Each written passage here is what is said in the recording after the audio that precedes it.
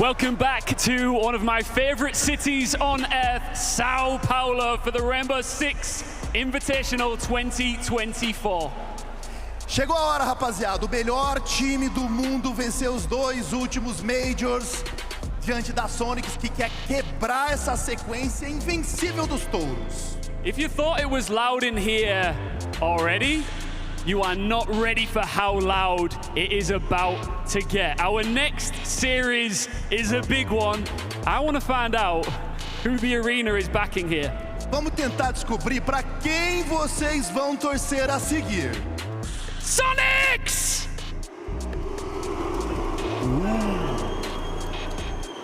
Okay. W7m!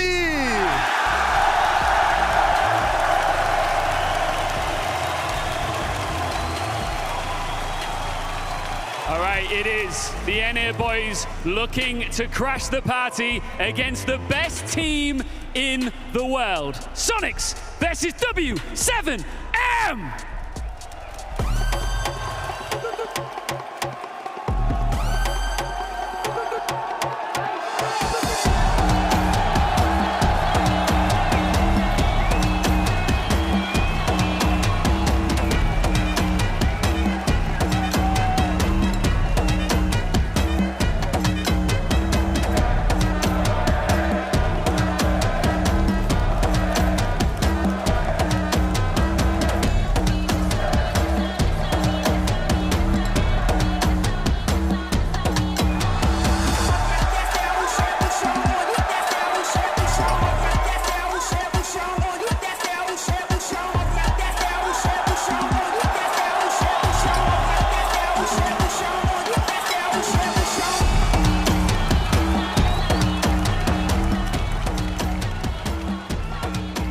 Welcome onto the stage, Esports and Ambi.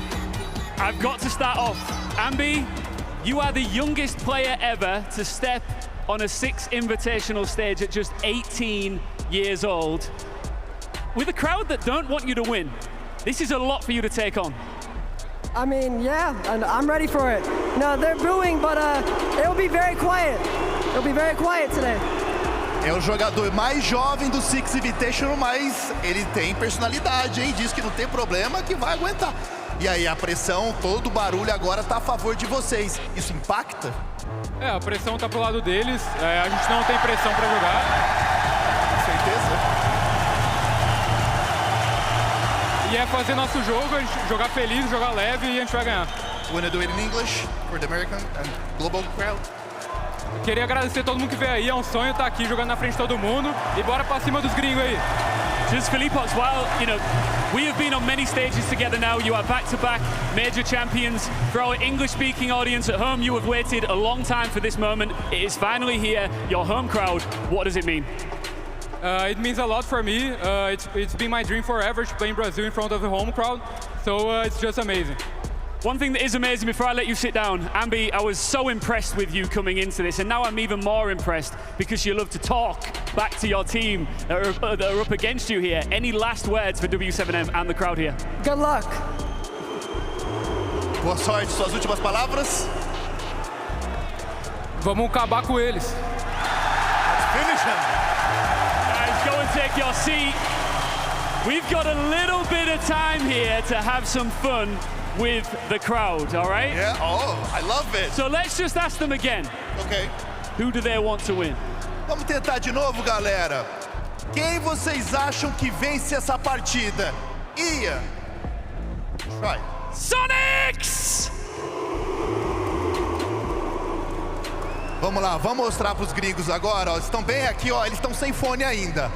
Será que dá? W7m! Wait. I need to try something. Do you mind? Okay, go ahead. w7m! Oh, you're a fast learner. I'm trying. This is something that Brazil has waited a very long time for. 5 years in the making, and the fans here are so incredibly passionate that it is finally back in Brazil, right? Exactly. Desde a Pro League que a gente teve no Rio de Janeiro, a gente não conseguiu sair com o título. Mas a gente está ganhando tudo. E vai ser muito especial se a gente conseguir sair com o título. Para isso, a gente precisa desbancar a Soniqs. Tem a VP depois. Mas, galera, vamos empurrar. A partir de agora é Brasil no servidor.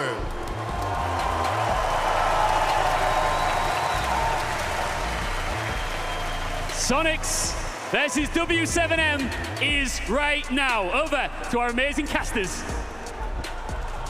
There are two signs in the crowd that you could see from home. This is Brazil, and welcome to hell. The two-time major champions back-to-back find their way home, going up against North America's final hope in Soniqs. Firstly, can I just say, Ambi up for the interview, the 18-year-old, his first SI, first time on the main stage. What a great job, and already enemy number one. This Brazilian crowd is taking no prisoners. They have waited over 5 years to watch a Brazilian team in the flesh at an S-tier tournament for the Soniqs. It's now the last hope for North America. An American dream. Can they turn it into a reality, or can W7M continue this juggernaut run? Not just in this bracket, but arguably over the last 12 months. Winners of Copenhagen, winners of Atlanta, now looking to be the winners in their own home country at Six Invitational. But it requires a mighty effort, a lower bracket run that is not going to have any guarantees. We will be heading to Clubhouse, first picked by W7M, and boy, will they need to make a stand and a statement early. Do not give Soniqs any hope in this hell environment. Well, we had the interview with Ambi. Huge storyline for the Soniqs, turning 18 only 2 weeks ago. And talk about a trial by fire. He's had an awesome tournament so far, but his first time in front of a crowd and a hostile one at that. He's done a great job, obviously, so far, but this is a true test of his focus. This is one of the biggest tests that any team, any player could ask for. A Brazilian team is your opponent in this hellish landscape that is Sao Paulo, Brazil. Every kill, every movement in the building, they will be cheering for W7M. The Soniqs, how do they overcome this? I don't know, man. Can you hear that crowd? W7M, we're public enemy #1, both at Copenhagen and Atlanta. But as is evident, the crowd is well and truly behind them at the moment, and they have some deadly players. The Herds KZ combo, one of the best to ever do it. They've had a phenomenal tournament so far. Will they be able to do it once again? Nade as well on his SI debut. Phenomenal work so far on that support role. 25 plants, 39% survival rating. He'll be key in this match as well. A bit of history as well, back all the way. The beginning of this campaign that led us to this Six Invitational. It was Copenhagen in a semi-final, and it was Soniqs and W7M. W7M got the best of Soniqs, moved on, took Liquid down in said grand final. The social predictions say it's W7M, 65%. If we were to have the same predictions inside this arena, it would be 100%, no doubt in my mind. I can't wait. Can you hear that crowd in the background? It is absolutely popping off at the moment. Let's send us to Clubhouse. W7M are making their entry known to this wonderful statement.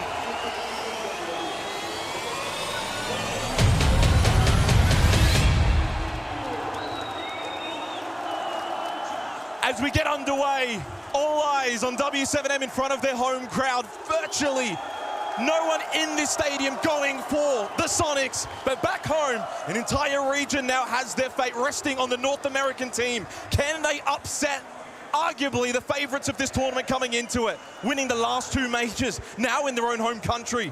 Soniqs, can they be the villain in this story? So the buck band out. That will limit the verticality available to the attack, and that's where W7M will kick things off. Hard breach ban as well, as we often see here on Clubhouse. Maverick this time around. Tuber out to double down from W7M, hoping that that will aid in their ability to open up walls. Bandit as well is very intriguing, Jake. It means that all of those key defenders that we keep talking about in this kind of meta will be available outside of the nerf 2 brow. Let's not worry too much about the actual raw statistics. A lot of that gets thrown out. The emotions come through on this stage. These little moments will be the deciding factor. Can you be good in the clutch? Can you win your 1vXs? Can you be the one to win a 1v1 in a do or die round? These are the moments that will make or break your run here at the Six Invitational. It's plain and simple. You lose this series, your time is done. You will be heading home. W7M would love nothing more than to play in the grand final in this stadium in front of this crowd. Their journey on the main stage now begins. To basement we go then for round number 1. Who will get off to the best of starts? It's looking like Soniqs will commit to a small roam here at the moment. Valk in play, so info available. Fenrir again has snuck through. Azami as well. So the expectation should be in this half that the Soniqs get off to a decent start. But keep in mind, this is W7M's map pick. It is, but it's defense clubhouse. And I like this early from Grixer. Inside stock, looking for a spawn pick. W7M might smell weakness if Soniqs aren't going for these kind of plays, not showing presence up above. Soniqs have to, whether they want to or not, show some kind of presence up above. Otherwise, W7M will run all over them. Citizen, best player really on the team at this event for the Soniqs. He's over towards main stairs and already trying to cut off some of these drones and obviously deny as much information from W7M as humanly possible. But it is a slow start from W7M, opting for the droning, going for the long rotate in through Garage. Control then through Garage and the Claymore to cover the flank of KZ. Ambi contesting over towards Blue. The young gunner, is he caught from behind? Not quite. Able to scurry away back towards site. Yeah, very fortunate to get away there, Ambi, but I like this early from Soniqs. They're not just bunkering 5 on site. They are very much wanting to try and get in the face of W7M where possible, but also where smart. Citizen towards main stairs. Can he find the opening pick? Not straight away. Opts to go for a spray through the soft reach. Doesn't happen. Hurt has information from that IQ. It's not the fastest starts here from W7M, but that's okay. They don't need to go too fast. It's clubhouse, it's basement. But W7M typically around that minute 12 mark when it comes to the entry. So expecting them to maybe look for a peek bot main stairs anytime here. The Ying, the Capital, and that Grim will be key in the final part of this push for W7M in displacing defenders and putting them exactly where they want. The groundwork's done. The easy part of the round for the attack fulfilled. Soniqs have not given away anything for free. They still have Nitros in pocket and impacts. It's Citizen to get the first, Nitro off above, and he's able to get the second. It's a perfect start for the Soniqs. And it's a quiet crowd right now, nothing to get excited about. Slow push from W7M and a double kill from Citizen, the top-rated player on the Soniqs to begin. 60 seconds left in the round, and suddenly it becomes a recovery operation now for W7M. No real foothold down below. Suddenly time's a factor. KZ, what can he do with the Quan Hive launcher in terms of getting those bees out, clearing out key positions? 45 seconds then for W7M, who have been stalled out massively in this attack. Can Philippox on the Ying unlock it? Candelas go out, looking to clear out this blue position. Citizen close by, doubles in, one in towards third as well. Grixer's also clean, and this is super clean from Soniqs right now, on the verge of flawless to begin inside of the arena. Grixer's knocked down, but indeed it is flawless. North America cannot hear you right now, Brazil. And the boos echo through the stadium. A perfect start for Soniqs. The groundwork from W7M solid. The timestamp as well was also good, but the execute faltered, and it was all off the back of the entry from Citizen. Able to pluck 2, bringing that back even with the Ying available was a tall ask for the Brazilians. Now, mind you, out of all of the teams that are still remaining at this event, Soniqs are the second best defensive team on a map where obviously defending is quite strong. Clubhouse, that is. And so therefore, we have got expectations. They will do well. They will do well early on, and they should be winning Church and Arsenal. Now, we go to tertiary sites. We go up above. It's Gym Bedroom. Following that, potentially Cash and CCTV. This is where W7M will have their best opportunities on the attack. Let's see then if W7M can respond in round number 2. Not getting off to the best of starts, but an opportunity to refresh. As you mentioned, over towards bedroom for round 2. Maestro in play in combination, again, with that Valkyrie. So information is going to be absolutely critical for Soniqs, and W7M will need to do their best in denying it. No IQ, for example, as a direct counter, so we'll see how they deal with it. In terms of the emotions as well, perfect start for Soniqs. Flawless round, never really gave anything up to W7M. Made no mistakes, really clean down on basement. This will be a bit of a difficult test though. Jim Bedroom, a lot more angles of attack, and certainly W7M can find themselves looking to get into that fast-paced gameplay that we do like to see from them. Again, roughly minute 12 seconds on the entry time, and they're usually very successful in that as well. So W7M looking to respond early on. So far, no kills. So double hard breach here from W7M, Thermite and Ace for Nade and Herd respectively.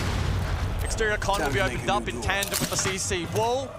And Soniqs will need to react accordingly to ensure that they don't give away too much map control here for free. We'll see Citizen up close and con, Ambi's over towards Cash, and that prompts the rotation from the attack to head to that Jacuzzi wall. Triple stack over towards Jacuzzi now for W7M. Nade looking to open it up with the exothermic charge, and will do so successfully. Of course, no Tube Round, no Bandit. Opening up these main breaches becomes far more accessible. Herd, very aggressive angle. Now wants to open up bathroom. Oh, Geo takes a lick of damage as Herds is probing for this pick in towards bathroom. He knows that if he's able to get this opening pick, the rest of the team can push through. Good impact trick though, in response from Soniqs. Great work from Grixer to deny that wall from being opened up and giving Herds an opportunity to find that pick. A little one-dimensional right now though from W7M. Yes, they got main breach over towards CCTV, but look at this little overview. Double stack on the roof, over towards the balcony and Jacuzzi. It does mean logistics, main stairs, all covered for Soniqs defensively. Herds again, final Selma looking to open up con. Grixer holding in the bedroom close, has a Kiba barrier in his back pocket, but still slow and steady from W7M, like the opening round. Geo still up close, ball not exposed. Action elsewhere though, as GV92 will post up and try and find this pick through Cash. Bullet box has dropped from the roof, holding balcony can help with a pinch towards con, if he so chooses to.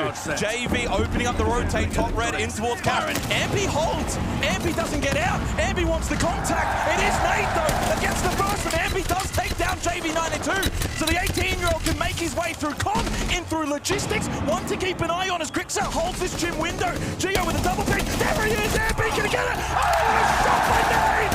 Turn around 180, and a shot through the heart as Grixer's the only one alive. He gets a second, 2 in the round and 2 more to go. 20 seconds, but KD gets W7M on the board.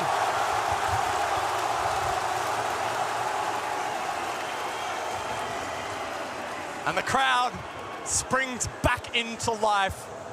W7M doing a good job contesting that Jacuzzi breach despite the counterplay from the likes of Grixer. Able to get control top main stairs. It was the Ying to facilitate that, which funnily enough actually stalled out the push a little bit and may have given Geo an opportunity with Ambi so far away on the Warden.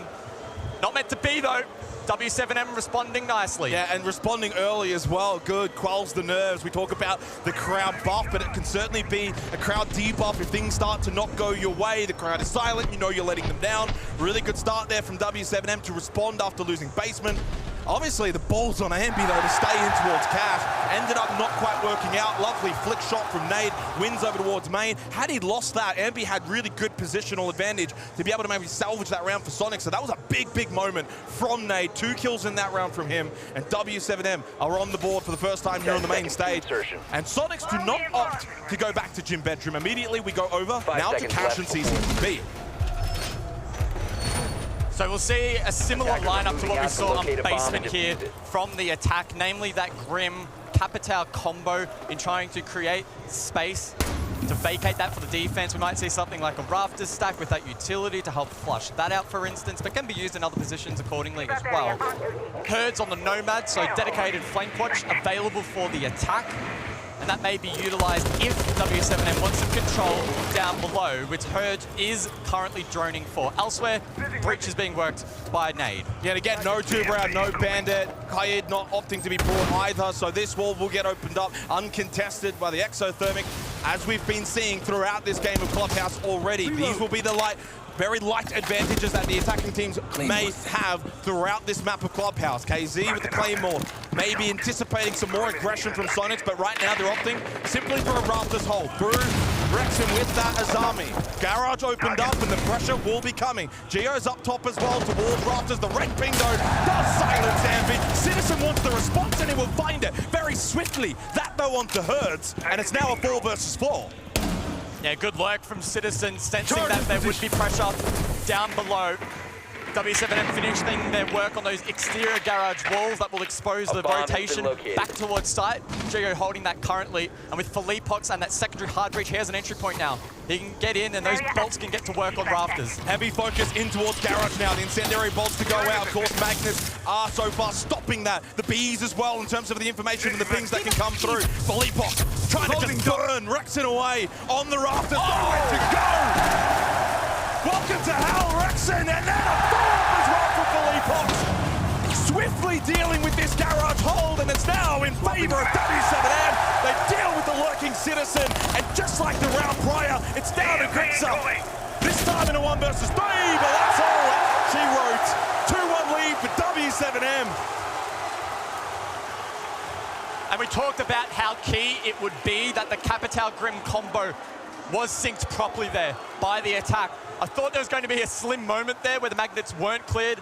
As such, the bolts would have been captured and that entire attack probably would have fallen apart for w7m, but they just paused, didn't let the pressure get to them in the moment. They ensured that they dotted their I's, crossed their T's, whatever, cleared the magnets, and you could see they're putting so much pressure on the double-stacked Rafters from Soniqs. That was a huge win condition for the defense, equally so for the attack, and it's w7m to win it out on that occasion.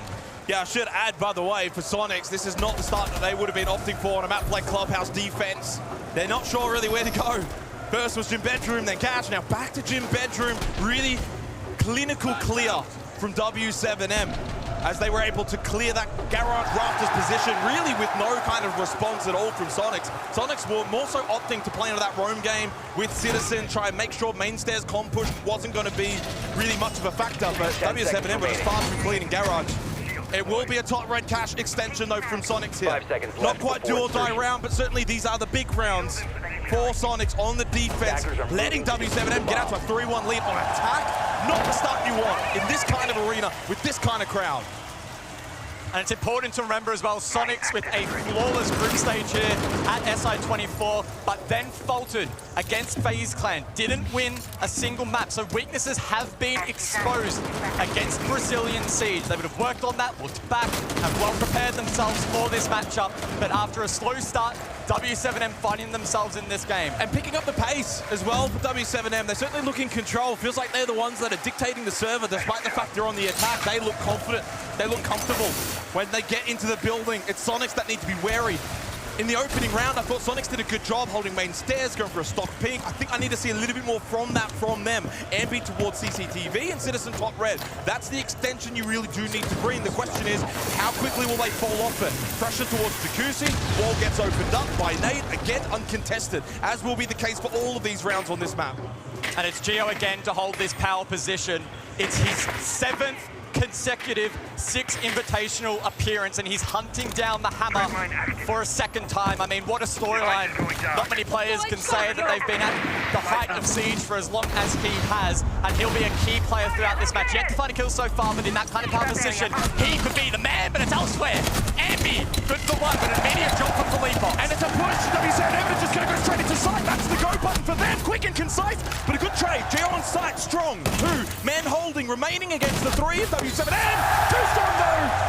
Out of logistics, in towards Bedroom, and they say goodnight to Soniqs. 3-1 lead. The dream start in front of their dream crowd. Clinical from w7m, and that's what we expect from these guys. They get that early advantage or perhaps identify a weakness, and they pounce, hitting that initial trade onto Ambi. You don't see many teams with the confidence to go for that set play and then execute it as cleanly as they just did. Worrying signs early on for Soniqs on the defensive Clubhouse. So far, having only been able to win basement once They do go back there, though, now for the 5th round. It started here, Herds completely catching Citizen off guard with that top main stairs control. The con push wasn't successful, but then the logistics drop, got the trade, and suddenly from that point on, w7m had the numbers to overload those positions coming away in towards site from top main. 3-1 lead, and a lot of proud fans right now with the way that their team has started here on the main stage. Soniqs, how can they respond now? The onus, very much with 2 rounds to go in the half, is on them. 5 seconds remaining. Yeah, certainly though hard to complain if you're a w7m fan, as they battle for the perfect season. Back-to-back major champions looking to solidify that by lifting the hammer.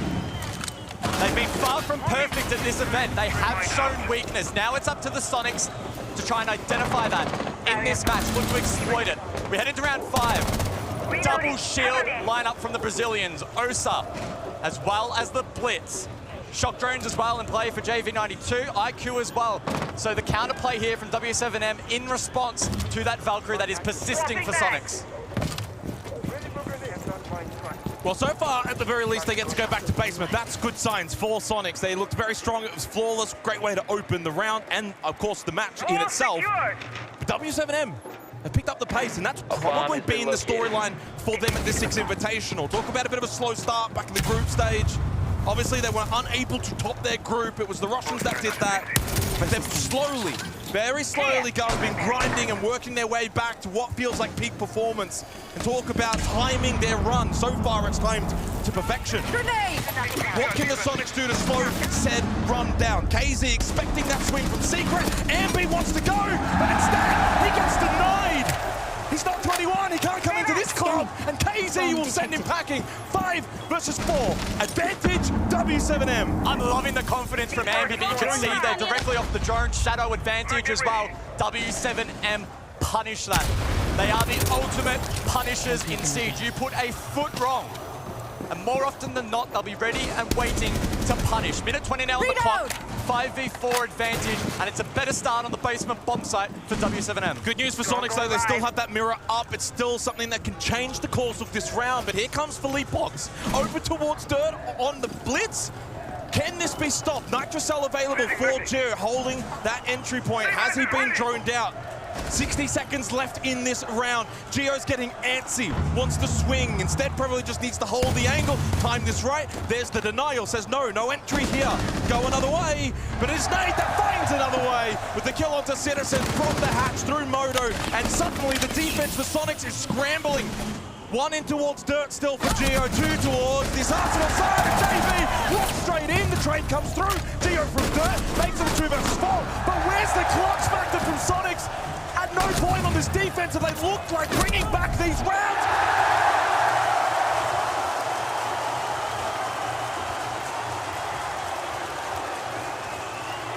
Vamos Brazil! Dominant so far in Clubhouse, and Soniqs cannot stand the heat in the kitchen. When we reflect on the first 5 rounds, the only one Soniqs have been able to capture was off the back of the entry 2K from Citizen.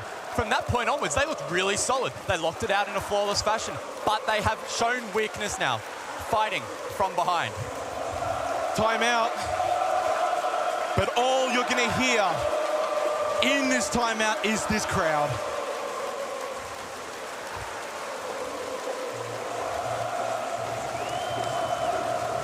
It is electric.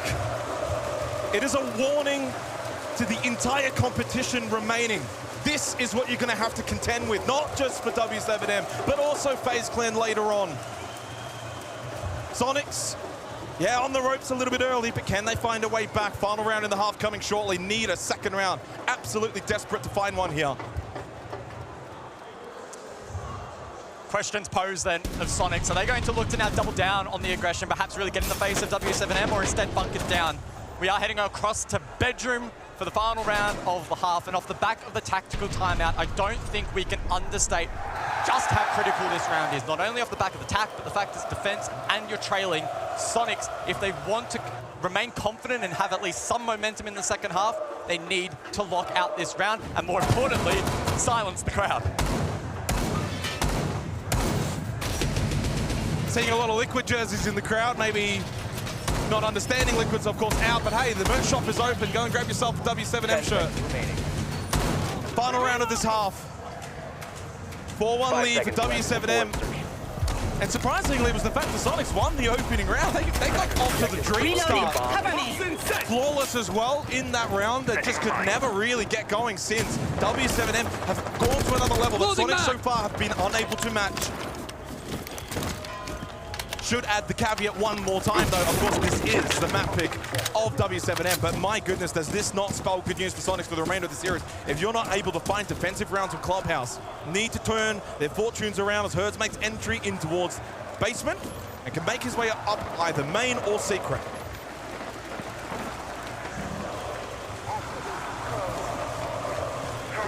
I don't know how Herds expects to hear anything on this lurk, because I tell you what, I can't hear it myself. He'll lurk through secret at the moment. Live drone by JV92.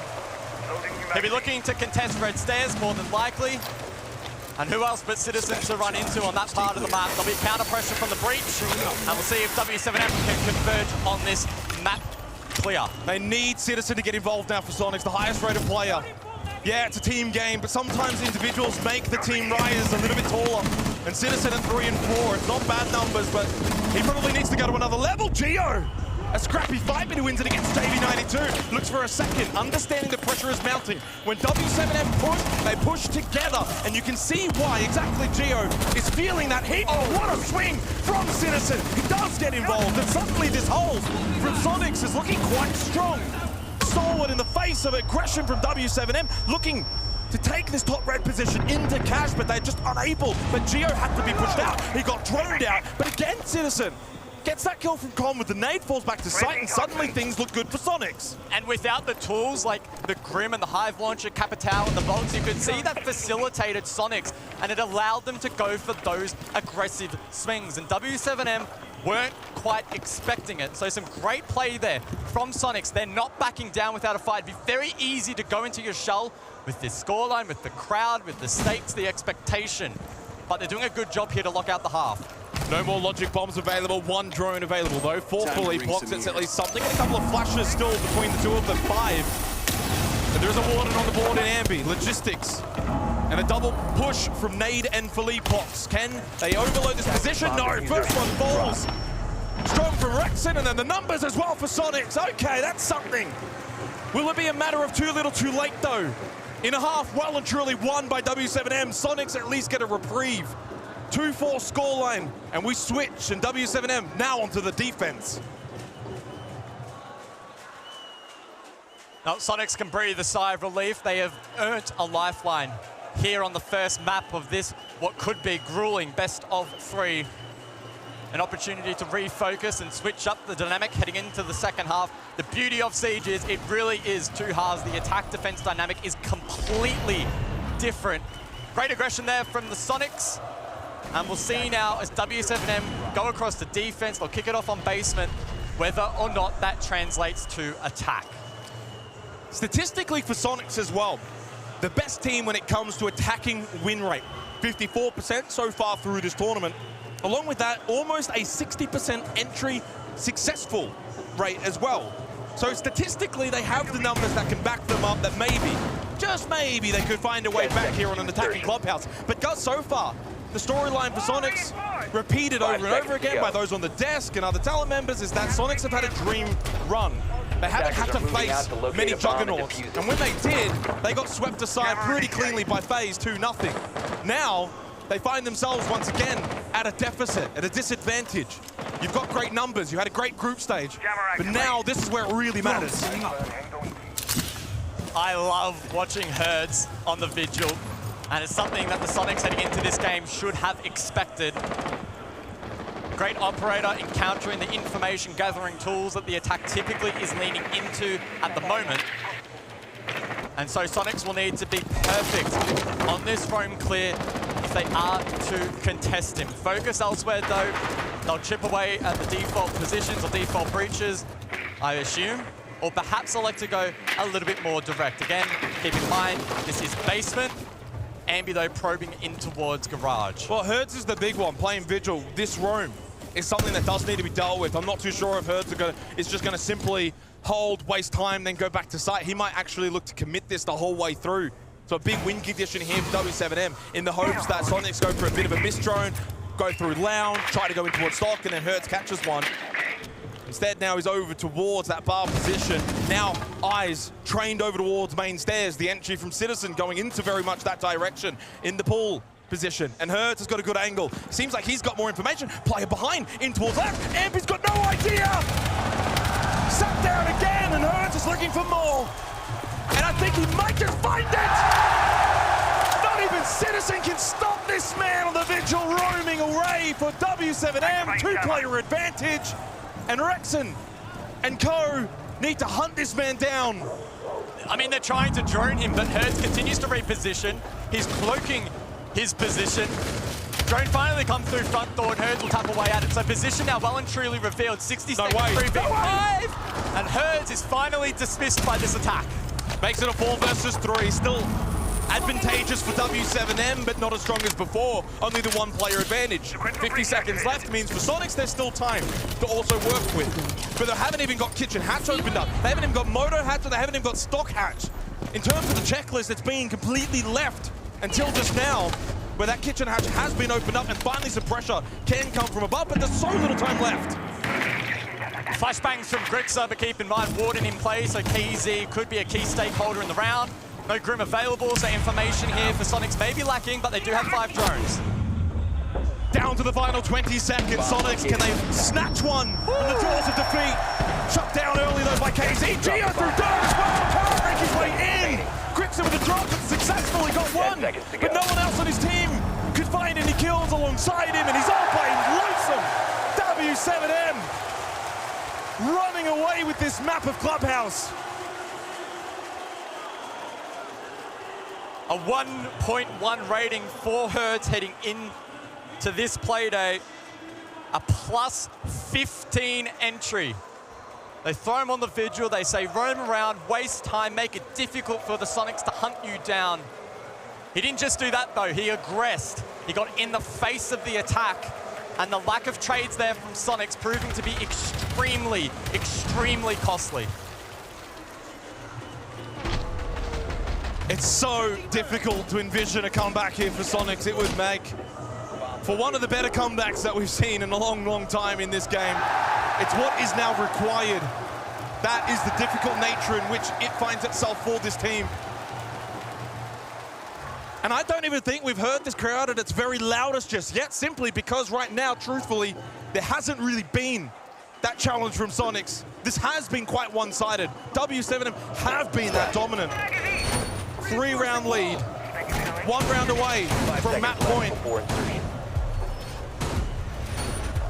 So we go over to Master Bedroom and Gym for round 8 as w7m inch closer and closer to map point. It is their pick, but it must be said, after a slow start, they have well and truly recovered. The Azami in play, not banned out. Keep in mind it was the Bandit and the Tuberal. So in combination with that Fenrir, it's going to be challenging for Soniqs to break down this attack and deal with utility. Citizen responds with Flores, and we'll see how much he can get done. And look, the operator lineup as well for w7m here does kind of scream on-site defensive hold, along with that extension over towards Cash, top red example. But there's that perceived pressure. You just had to deal with that vigil in the last round. You know w7m are aggressive. They're going to want map control. So Soniqs will have that perceived pressure where it's like, we probably need to clear down below. We need to do a lot more than they may actually have to do. Jacuzzi has now been opened up, and that can allow them that kind of top main stairs push eventually, or straight in towards Gym. The Flores here from Citizen, 2 more Roteros remaining, and he does get rid of one of the keeper barriers. Very well, can get refreshed though, of course, by the Azami in KZ, playing towards bathroom. Barrier active. Device is going down. For Soniqs, it's about trying to dislodge defense. Very tough with that utility facing them. Ambi on Conwar will be able to open that up. So good work from him on Heart Breach. Groundwork from Soniqs has been solid. It's been timely. We're only at the halfway point in the round. The next layer, though, of this defense coming into play. Nitrocell available through full epochs. but he finds himself over towards the con position. So more of a late round Nitrocell, not so much right now over towards this battle at Jacuzzi. So far slow and steady for Soniqs, but they are also making work elsewhere. As you mentioned, they opened up that single con wall, but JV92 towards top red, and look who's on the stairs, it's Geo. Is JV aware of this? To win the battle he does, and that cuts down any kind of chance for Soniqs on a back push from Cash, and they're losing the forward battle towards Jacuzzi. It's a slaughter!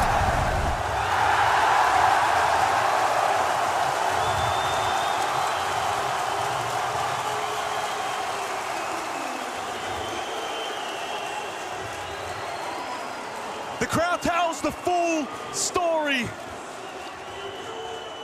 Utter dominance from the two-time major champions, finding their form at the perfect time.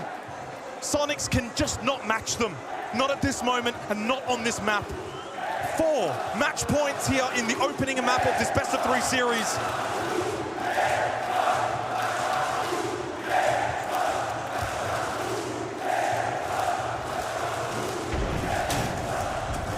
As we look back at the round, a couple of 50-50 fights, probably namely the one top red going the way of JV92.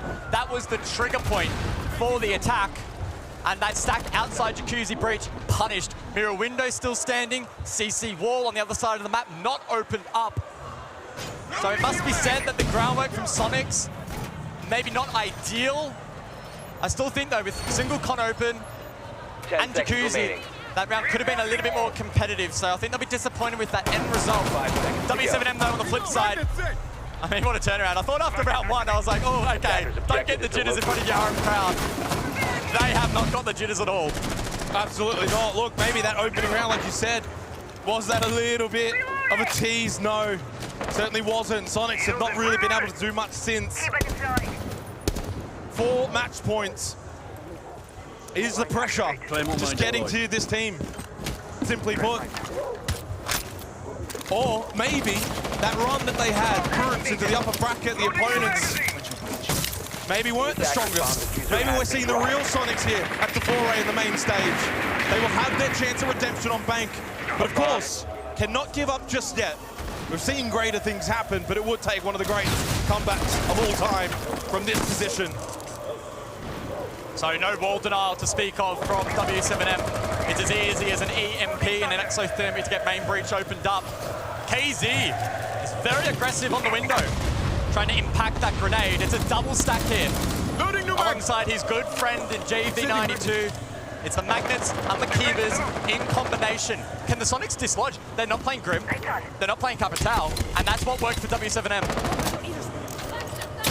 Already a couple of Candelas were thrown out by Citizen, another one in hand as well.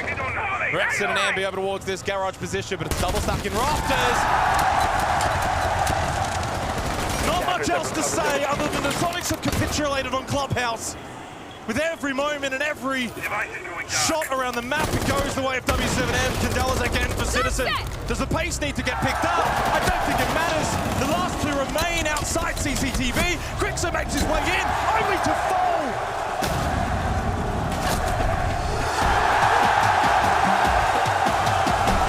Listen to that crowd! And what it means for them, for this team, at this tournament. Back-to-back major champions are making their statement at this Six Invitational. And it's only Friday afternoon and the fans are popping off, rightly so. W7M, ruthless on map number 1 of this best of 3. Incredible performance. Of course, Soniqs won the opening round and flawlessly. We thought maybe for that moment we were going to be in for a banging match. No, not to be. W7M flexed their muscles. Utterly dominant. Soniqs had no real chance. A lot of those rounds as well, guys. A lot of 1v4s and a lot of 1v3s. At no point did we get down to even like 1v1s. They weren't even scrappy. It was an utter dominant performance by W7M. I want to know, though, what the desk has to say about this game.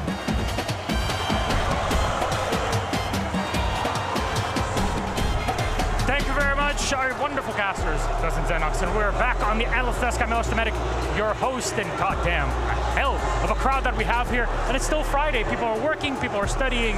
Tomorrow is going to be even better than today, and already look at how incredible this place is.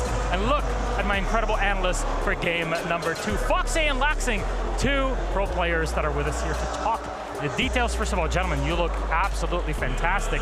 How are you doing today? I mean, I'm doing great, but let's talk about you. I mean, you're looking just as flashy. I gotta keep up with you too. Yeah, you're looking pretty good. I like the little medallion. Thank you. I love it. It's a wonderful gift from Montreal, so I keep it always close to heart. You know how it is, Fox. I do know how it is. What a game, though. W7M, with the support of the crowd, Laxing, push forward and sweep Soniqs away. Yeah, I mean, this crowd is incredible, and them cheering for W7M, I mean, that's a no-brainer. But talking about this game specifically, you know, I don't know what Fresh and Fabian were saying on the death, but what me and Fox were talking about into this is both these teams are a team of tempo. If that team can run away, set the tempo, get those initial conversions, get those trades, whatever that needs to, that was going to be the team that was going to be running away with it, and that's exactly what we saw from W7M, setting that tempo. It's all about the start of the game, and W7M, the only time where they looked shaky was when they weren't able to get a leg in the game. They weren't able to get that opening kill, but they were able to understand what was the key thing stopping them from getting that, and it was Soniqs' Valk and Fenrir. And W7M from then on was doing an amazing job at shutting it down, taking it one step at a time, and then when they go to execute, there's nothing in their way to stop them from getting those flashy plays. So Soniqs, they tried to slow the game down, but W7M immediately take out the operators that do that. How do you counter this sort of thing? How I see it is, I saw a little glimpse of hope previous round. I think it was round 8. Round 7. Geo ends up swinging and taking a gunfight when the round was really coming down to it. Geo ends up getting 2 kills. They end up running away with that round. What Soniqs need to do is they need to continue what they're doing, playing that turtle, but they need to know when to get aggressive. They need to know when to take that initial gunfight and not let W7M get control and then constrict the site. Absolutely. W7M was doing a great job. Soniqs needed to pick up the tempo and continue to fight against them. But I think when you're at an event like this and you have the crowd against you and you're losing and bleeding rounds, it's so difficult to battle not only against your mental, but against the crowd screaming at you. So from then on, lessons to learn in preparation for map number 2. We'll talk about that in the moment, but still, what is there that Soniqs can do to refocus? Just realize where everything went wrong that game. We've talked about Soniqs, how good they've looked, how strong they've looked as a team, that they look comfortable. They didn't look comfortable this map, but that's the whole point of a best of 3, that you shake off that first map, you figure out what needs to be done, and it is. Maybe you need to play a little more aggressive and set that tempo for your own self so that way you can continue going forward into those rounds. Exactly. Their backs are against the wall. If they wipe that first map, at the end of the day, it's still a 2-0, even if they 2-1. So they need to bring a little bit more aggression into the next map. Well, we know how good Soniqs are in terms of strategy. We look to that to be built for map 2 Bank. But we'll talk about that in just a moment because Alfama, our telestrator, is on the other side to talk details. Thank you very much, Milos. And indeed, I just want to take a look at how W7M is not only super strong fundamentally in terms of fragging, but also in terms of strategy. They outsought Soniqs, and I think it's amazing to look especially at the defense hold right now from Soniqs. They're on cash on Clubhouse, and they're investing so much in rafters. They have 3 Kiba barriers to keep the 2 players here and here safe. And on top of that, they have the Wamai, throwing Wamai this to protect the Kiba barriers. Now you take a look at how W7M is set up. They have a 4-way crossfire here from 2 players coming into garage and 1 holding the door and 1 holding the breach. Let's take a look at the footage right now of how they are able to do that, just achieve that by using utility operators. Now, the first thing you have to do right now is you want to get bottom control on the small staircase here. And they will do that with a double pinch. 1 from stock. He's getting droned and pushed into garage from that angle, and Felipox kills him.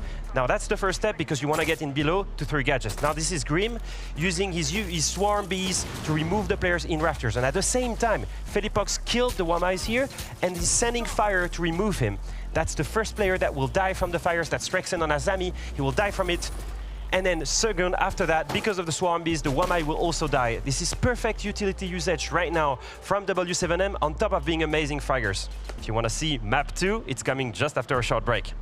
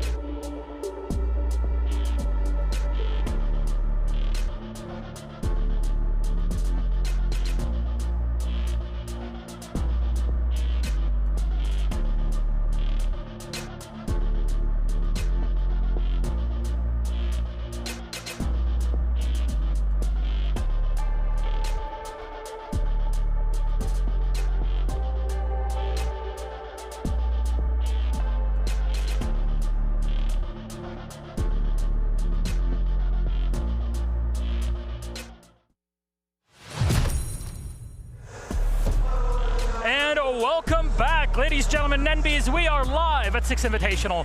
Game number 2 is already underway, and map 1 is just complete. Clubhouse going to W7M, as you see them on your screen, the local Brazilian hometown heroes.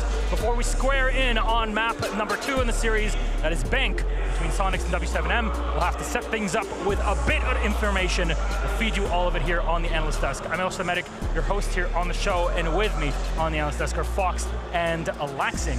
We got quite a bit to talk about in just a few minutes. So, first of all, Bank, Laxing, that is this Soniqs pick. What can they bring? It's going to be an interesting map because this is a map that is solely based off information. It's going to be based off communication. You're going to need to be figuring out with your teammates, coordinating on a push, and that's what we weren't necessarily seeing on that side of Clubhouse. Because this is a map where, given the roam, you're going to be separated. You're going to be apart from one another. You're going to need to be communicating, or W7M is going to find you, and they're going to keep playing that trade game. Not to scare any North American fans, but up until this point from Copenhagen, Soniqs has actually lost Bank 3 times. But to give you guys a little bit of solace, a little bit of comfortability, they've actually left the map up as a decider 4 separate times. They haven't had a chance to play it, but it gives you a little bit of that hope that they've been saving strats specifically for this opportunity.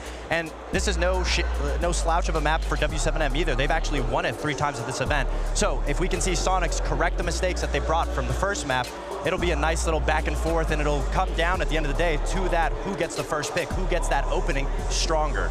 And Super said that this team specifically is built to deal with W7M. We've yet to see it, but maybe Bank is the play for it. What can W7M, though, bring for it? Because they're looking like favorites. Well, we know W7M is a intel team. They love being able to control the intel. They also love being able to deny the intel. So the biggest thing there is they're going to have to be figuring out whether we're going to see a Valkyrie being shown up, which I assume we will, or maybe an Echo. They're going to have to be using whatever utility they possibly can to figure out where that information is, also get their own information with their drones, and try to figure out what SQ is trying to do within the map, because again, it's not going to be so condensed like Clubhouses. This is a very open map, so people are going to be in different spots that might be a little unorthodox compared to the others, so it's just going to come down to a lot of team coordination and intel gathering.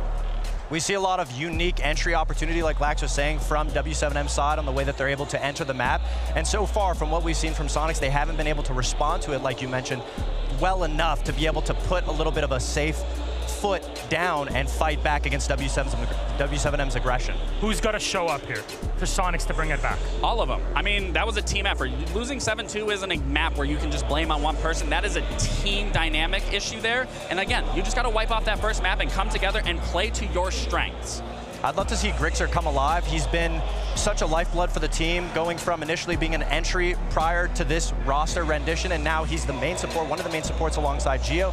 I'd love to see him be put in these positions that we know he can win, and not just leaving the rest of the team on their entry to find those opening picks against W7M. We need to see the back line of Soniqs fight the back line of W7M. Are we going to see a map 3 skyscraper, or is it going to end right here, Alex? Soniqs have been looking good. I'm not writing them out. I think that they're going to correct the mistakes that they need to fix in order to implement that into this game. So I will say we're going to a 3rd map. Final thought, Fox? I'll disagree. I think Soniqs is still a younger team with the players that they've just brought on, especially Ambi. They have a lot more mental fortitude that they need to bring in, especially against a crowd like this. I think W7M takes it 2-0. Oh, W7M are the best, isn't that? I think they're pretty good. I think they're pretty good. They're looking solid. They're I mean, that first map was convincing. Laxing, Foxy, thank you very much. Let's toss it back to our casters. Guts and Soniqs, enjoy. Yeah, obviously a disaster of an opening map for Soniqs, but a dream for W7M. Despite losing that opening round, getting shushed as well. Went too early, Soniqs, but a chance of redemption here on Bank. 2 key takeaways from the desk for me. 1, Soniqs, because they've only had 2 zeros thus far, they have left Bank up. They should be comfortable going to this and have stuff hidden away. That said, counterpoint from Laxing. You need perfect communication against the roam game from W7M. We didn't see it on Clubhouse, so we'll need to see it switch up here map 2. Certainly will here for Bank. Massive moment here for both of these 2 teams. Let's get this one underway.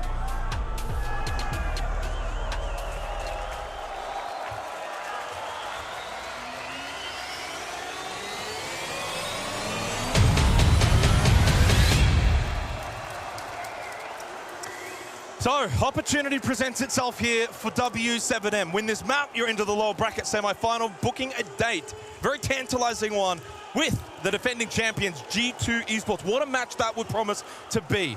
The back-to-back major champions versus the defending world champions. It would promise to be one for the ages. Soniqs, though, would love to spoil that day, bounce back here on Bank, and send us to Skyscraper. The Soniqs boys looking locked in after map 1. Happy to give that one away. Sensing that map 2 could be a change of fortune. Double hard breach ban on Bank. So the Maverick off the board, Ace as well. There's going to be a big emphasis on, of course, the Thermite, secondary hard breach as well, with operators such as Buck. Now, I was going to say, starting early here, probably something Soniqs need to do, but they did that as well on Clubhouse. They won that opening round, basement defense, Club. Yeah, sure, probably should be winning that.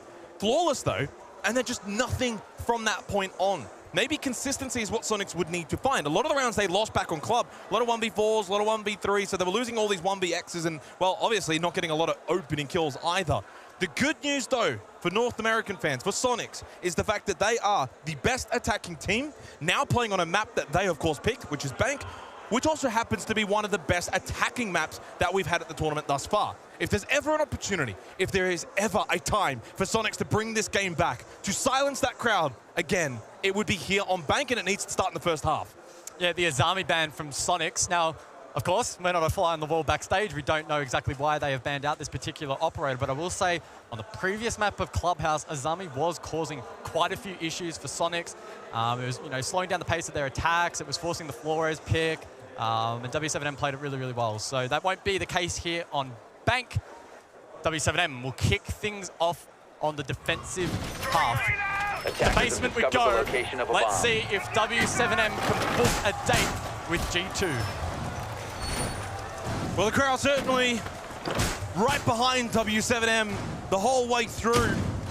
They somewhat adopted G2 in the earlier game, of course. I'm not too sure where their passion will lie in that semi-final. Of course, if w7m makes it, I have a feeling it would be with w7m. Sorry to say for G2. For Soniqs, though, of course, looking to make sure that does not happen. To keep the American dream alive, they need to win this game of Bank and send us to Skyscraper. They begin on attack. Mentioned it already, they are the best attacking team we've had at this tournament thus far, but they haven't really had to attack against the best of the best. And so far, they haven't really been able to crack the w7m defense. Solid's in play then, round 1, and it's Herds again on the roam. Rather clutch drones available for Rexon, and Citizen is on IQ. So there's a lot of intricate counterplay in this first round, especially if Soniqs are to execute a map clear, a roam clear. There's a lot of layers to it. Ambi is taken very low. He's poked and prodded over towards Dirt. Critical hard breach, especially if Soniqs want to go for a default plan. Yeah, I like the aggression immediately from KZ as well, like blocking up that dirt push. You can sometimes see the smoke go and play blue stairs or go and play back of sight, eventually looking to, of course, time delay. The Montang, though, can, of course, make things more difficult for KZ. Love the gas babe again, though. Geometrics is just going to suffer inside of that smoke. MP's already taken so much damage. Early aggression, but it does mean the gas babes won't be there for the late game in terms of denial of that flank going down towards default inside a server. So while there has been some damage onto Soniqs, in the long run, it could come back to bite w7m. So Legion in play and those goo mines spotted out on drones. They could play a part late in the piece. But it's Rexon to find the first. Herds shut down. He was a dangerous roamer. Back on Clubhouse, but a clean shot from Rexon. This is a really, really dangerous round now for w7m. Can they get the kill onto Rexon? Well, they actually deal with the Montang. They deal with Garrett, and they also got rid of Ambi. Swift triple kill from w7m, and suddenly now they're just Citizen and Grixer. Nowhere even close to sight, nowhere near Kit, and not much of a chance you would imagine. Kit, though, spotted. One in towards server. It is KZ. Philippox, though, oh, they're everywhere. Citizen wants to find the response, but back into Archives goes Philippox, and he can peek the doorway. They're just on another level. Phenomenal defense there from w7m. Soniqs tried to bring the tools to deal with that composition that the defense presented, but the execution just falling short. And if you make any mistake against w7m, as we saw on map 1, it will be punished. Now, of course, that's not a timeout. Soniqs not throwing in the towel this early, but it is a tech pause. Of course, during this tech pause, players can't speak to each other. Of course, outside of those, maybe communicating the issue that they are having to the admins. Outside of that, though, it's silence. But dwelling in that silence for Soniqs, I don't know if that's going to do them all that good, guys. And in this moment as well for W7M, they've continued to bring the form we saw from Clubhouse all ready to bank in this opening round. Defense, early on basement, very strong and not the standard default experience. We saw KZ over towards Dirt, very aggressive on that smoke, denying that server position. And then eventually they had roamers up above. So really, again, W7M are the ones that are setting the tone of this match, and Soniqs are just having to follow that tune. And Bank is a map where it is often very challenging as a defensive unit to have all angles covered or all points of entry. It's a large map with a big footprint, and it's very difficult to juggle where you do want to defend, perhaps where you may want the attack to filter in. In that last round, W7M displayed really nicely that they're reading the Soniqs well here to kick things off. For the Soniqs, though, an opportunity to respond. They just need to keep their head up high. Yeah, they certainly can't throw in the towel here. I mean, it's one round into the second map. Yeah, Clubhouse didn't go your way. Clearly, W7M are playing really well. The crowd gets behind them. But the crowd, at the moment, not really too far behind W7M because it's been so one-sided. That's the issue for me. You almost want the crowd getting amped up and hyped up for W7M's plays because it means the game is close. It means you're doing quite well. You're doing something that's getting the crowd excited as well. Come to the party for us here, Soniqs. Help us out. Obviously, tech pause gives us an extended time here to quell on the thoughts as to how they want to kind of approach this mentally, individually. But again, I don't think Soniqs did that much wrong in that round. I liked the Montaigne push through Dirt. Certainly can be something that, yeah, gets a little bit dealt with by the smoke. But once you deal with those gas canisters, force the smoke back, you can usually get that server room control, go for the plant. They had plays over towards the hatch. They didn't do a whole lot wrong. W7M just kind of read into them. And it's something that the desk was talking about, right? We're going to have to see the information gathering and execution of that info be really clean from Soniqs, where it perhaps lacked a little bit more on the likes of Clubhouse. Again, Bank, huge footprint, so it needs to be absolutely perfect from the attack. An opportunity, though, for the Soniqs now to stew, to reflect. As he mentioned, they can't communicate, but I'm sure there's a lot of thoughts running through their head at the moment. And it is quite difficult, right? You've only played the one round, so you're probably then overthinking that round, I think naturally, because that's all you can really go off of. You really shouldn't be thinking about Clubhouse. That feels like a lifetime ago now, and you do need to kind of forget that map, let alone maybe wanting to forget that last round, but obviously now you're just going to think about it. Should have I pushed this? How could have we played that? How could have I made a difference in that round? And that's probably the question the Soniqs players need to be asking themselves. How can I be the one that makes a difference in this series against not only W7M, but also against this crowd? It's like they heard me. Unfortunately, an extended tech pause here. Do apologize for the delays, as the admins are obviously working as quickly as they can to try and deal with these issues. It feels like torture, though, if you're the Soniqs. For W7M, it's fine. You're already one map up. You can enjoy the crowd, enjoy the atmosphere. Soniqs just have to sit there. Can't do anything, can't speak to anyone. Have to deal with the fact you're already one map down. And you cannot imagine a worse scenario than just sitting there with so many thousands of fans watching you, hating you. I mean, again, we saw Ambi there trying to chill out.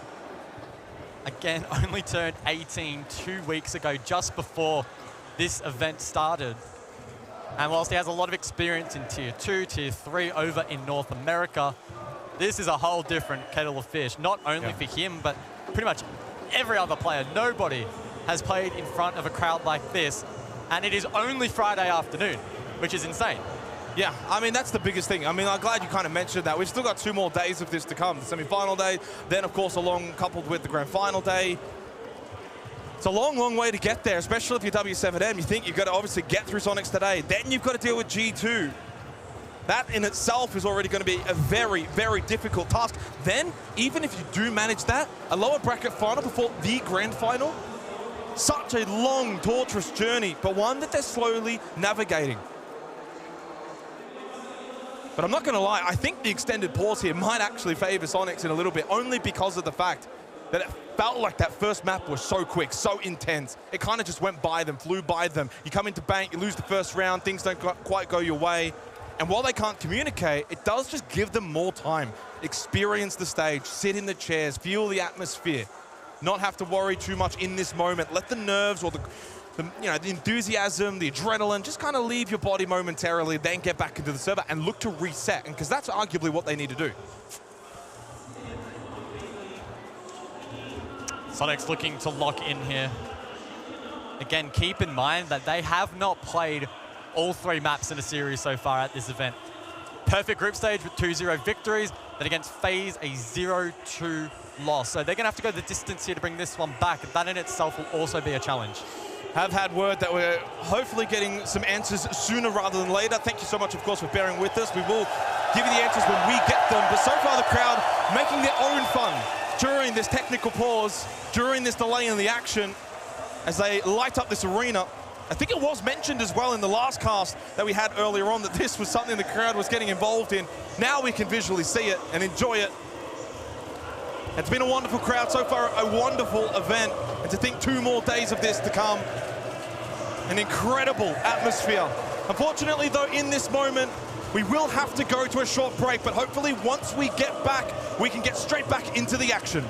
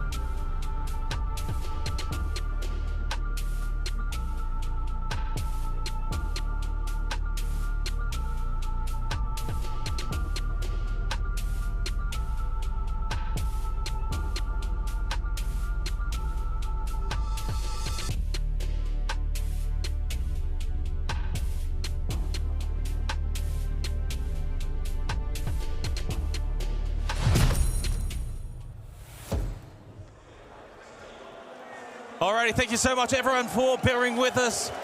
Issues sorted.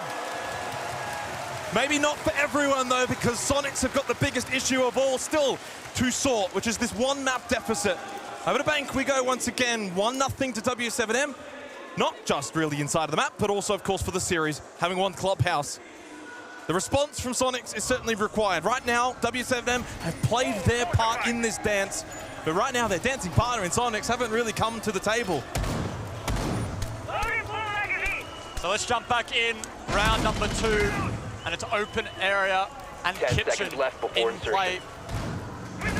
We're going to see the Monty brought out here from the Soniqs, so this is indicative of a direct hit through electrical. This is something that teams have seen time and time again throughout the year. So Soniqs will need to play this to perfection if it's to work out.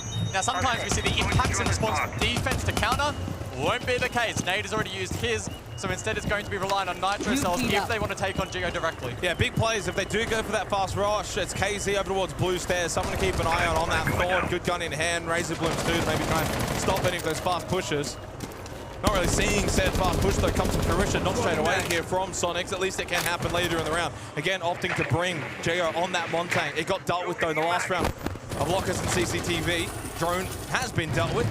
Now makes his way over towards the terrace, and of course can eventually come through electrical for an entry point, wanting to scout out this top square position.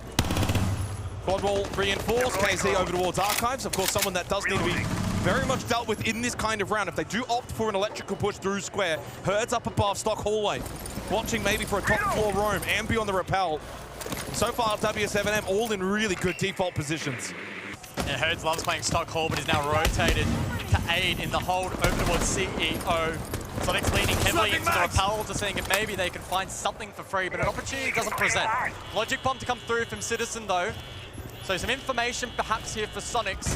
Not really able to find a whole lot off the back of it though. Geo makes his way through Stock Hallway and then into Janitor. Has spotted Herds, forces him back to long detonate with a vault over and can catch one on the rappel and might not be able to if he fell back. Rexon now can make his way in and has been able to do so. And 2 kills in quick succession now for the Soniqs as Ambi pushes through front desk. Really strong second floor clear here from Soniqs. w7m now at a disadvantage.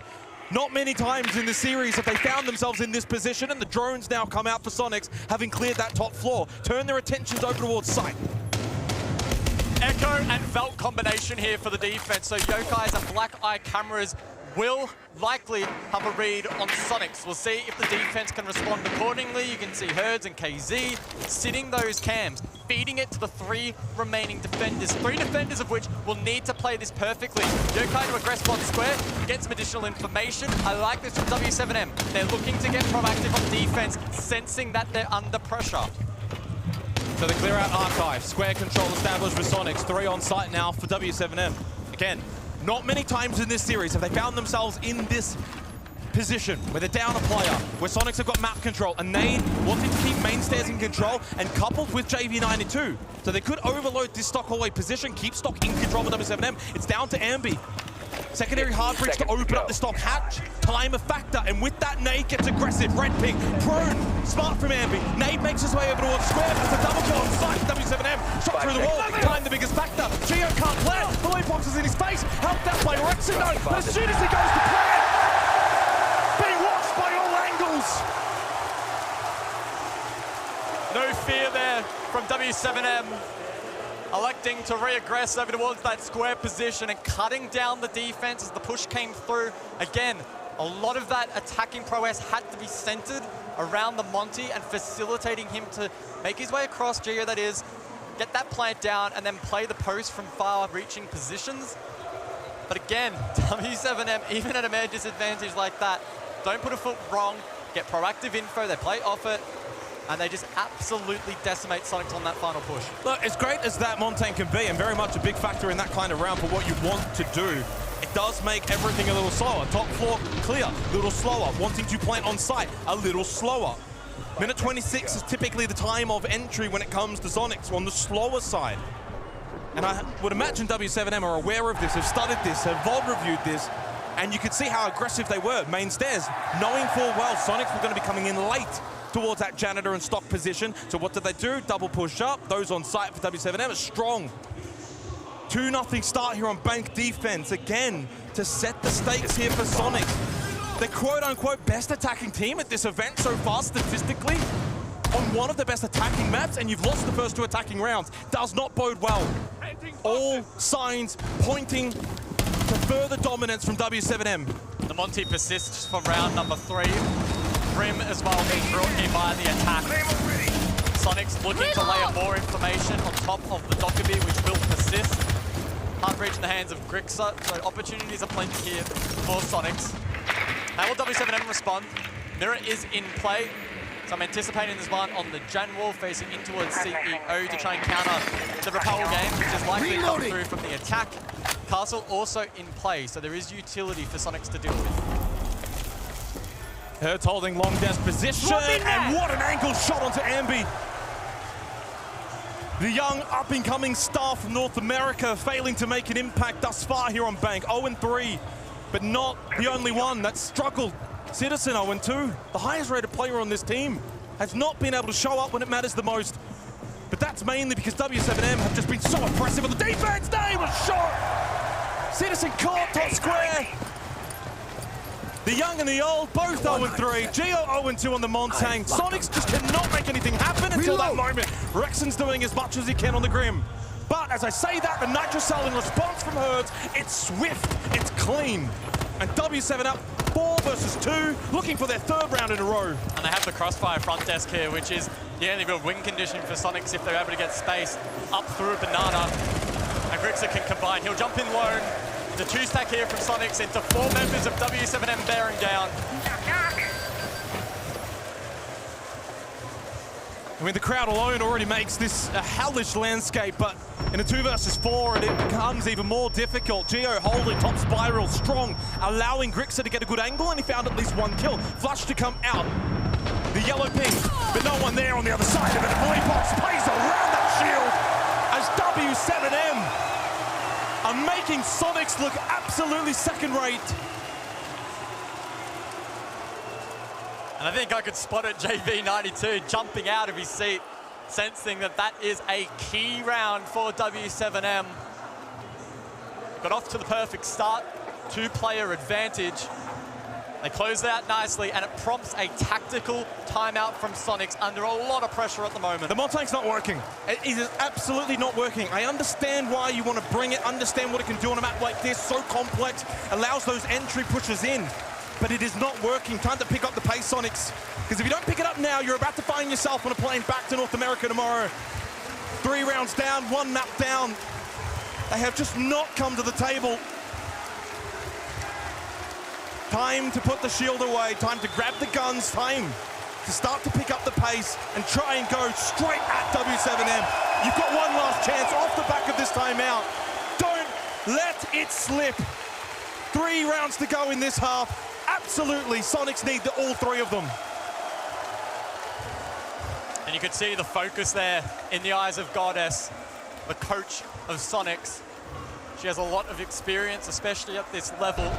But will her guidance alone and her ability to reset the team be enough? Because at the moment, this is clinical from w7m. And I tell you what, G2 won't show it. And if they're watching this, I reckon there is just at least a small element of discomfort at the moment. I'm G2 right now. I am very worried.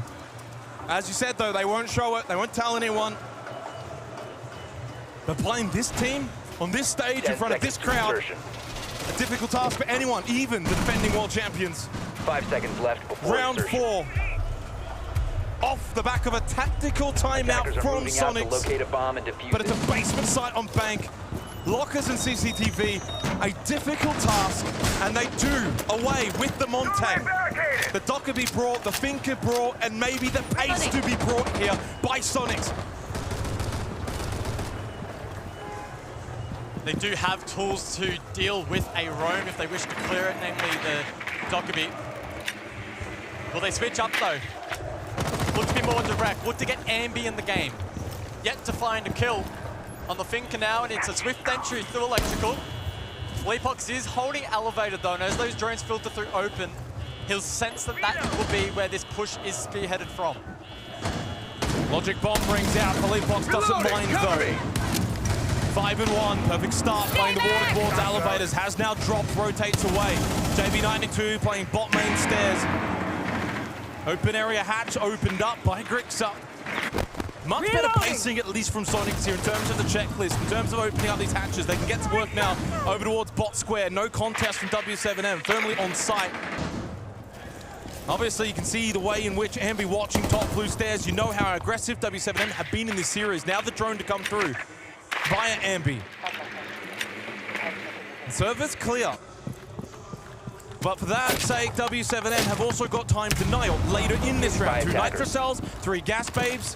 If Soniqs go for that server push, there will be time denial by w7m. I mean, Maestro, Mirror, then Herds while that execute's coming through. No doubt he's going to try and flank on Oryx, right? So this is tough Mirror for Soniqs. I do wonder if there's going to be maybe a more split approach, drop back a player or two, maybe even one on site itself to overload positions like Red, like the line of sight for Raj. I do think, though, that a straight direct default hit here from Soniqs will be denied, or at the very least, leave little time for Soniqs to change it up. One gas babe thrown already by KZ, simply off the back of that wall being opened up. Here's Hertz, though, on the Oryx, to rotate through Archives.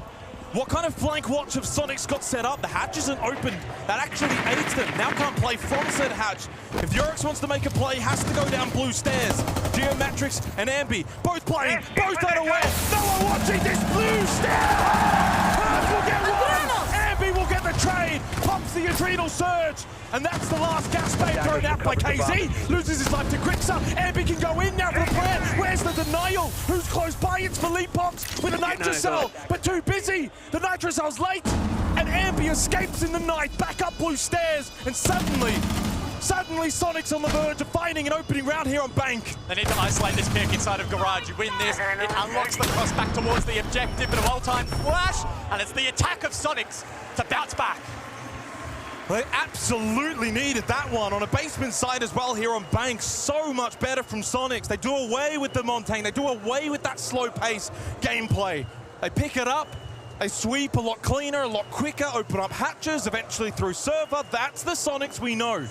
That's exactly what is required to take down this w7m team. 2 more rounds to go in the half. And still, quite frankly, Soniqs probably need those 2 rounds. I tell you what, that last round, the flank potential there from Herds was so scary. And we saw the only player on a drone at that time was live drone in Garage as that flank came through. But a really good trade eventually inside of server from Soniqs. They get that plant down. Philippox perhaps not having the best of reads on that. He had the Nitro Cell in pocket gold. The plant denial came through too late. And as they tried to isolate even just the first pick in the retake, they were slain. No calls for alarms, though, for w7m. Up 1-0 in the series, still up a couple of rounds as well inside of the map. We hit the staff room and opened area here, 5th round 5 seconds of the second map. It also does get brought, might not be a Montaigne, but it is still a shield. And can't imagine in terms of where Soniqs will look to probably take that. Can, of course, still go through electrical. Can also play drop through stomp. We've seen a couple of teams do that as well. What does w7m do in response, though? Drop 1 round. You haven't really given Soniqs much of a look in this series. You think back to Clubhouse. The only rounds that Soniqs won were very separate from each other. So Soniqs looking to try and do something they haven't really done in the series, which is gain some momentum, win a couple of rounds in a row. w7m have squashed that every single time. So the counterplay here from Citizen on Twitch with the shock drone could prove to be pivotal, especially if Soniqs wish to take control up above. Mirror window configuration from w7m. If he is able to play Disruptor on that, it will significantly bolster the chances of the attack being able to clear out these positions. Easier said than done. KZ close by, but flashed, and Ambi's pushed forward. Ambi just try and clear out. Janitor spots that mirror window, though, of course, and so probably doesn't want to make the track past it or even into Janitor. The drop down off the Candelas. Grixa just trying to shoot through. But, of course, KZ's already vacated. Herb then with the kill onto Ambi. And so far, difficult entries, though, for Soniqs. Still trying to go fast, still trying to bring the pressure to w7m, and they do get a trade onto Nade. Makes it a 4 versus 4. Certainly a lot better. Last round now into this one from Soniqs, but Hertz does still need to be cleared. Over towards Long Desk. Has got himself that mirror window. Geo with the drone in through Janitor, and they are actively trying to clear out this position that Hertz is currently occupying. Oh, close fight. Both players, though, surviving. Herd's able to get back to site, but it's KZ. Citizen finally alive. It's taken 4.5 rounds, but he gets his first pick. Philippox, he's lurking elevator, could still swing from Kanto. The wall next to elevator. Still reinforced, has that option if he does want to. Of course, can drop hatch as well, hoping to maybe catch someone from Soniqs off guard. I would imagine he has not been droned. If that's the case, one swing of the hallway and could spot anyone. There's so many members of Soniqs up above. At any moment, he could swing. 4 versus 3, and the time now comes for Philippox! There it is, they had no idea. Of course, he can't really flush him out. He can just drop hatch and get away, but he holds the position. Geo takes the battle, but a battle not won. Citizen, though, maybe can go down below, catch him on the rotate, but he gets away over towards front desk. He's out of there. 30 seconds left. The plant, though, comes through for Geo. More so worried about the site. Hertz will stand up. Hertz has got himself into a position to deny, but he doesn't. Geo gets the plant down. Philippox goes to restart. He's got the rotate. Yeah, the plant went down, but suddenly Quicksa. Oh, he makes it a 1 versus 1.